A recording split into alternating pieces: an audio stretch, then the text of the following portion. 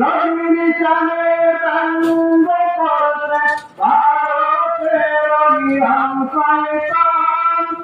মুসলমানের চরম দুশ্মন জাতীয় ইহুদি। শোনো বিশ্বের মুসলমান, আর সবে আগোয়ান। নবীর শানে ব্যঙ্গ করছে ভারতের অবিরাম শয়তান। মানবরূপী শয়তানতা ঘটাওরে তার অবসান। শোনো বিশ্বের মুসলমান, আর সবে আগোয়ান। যেই নবী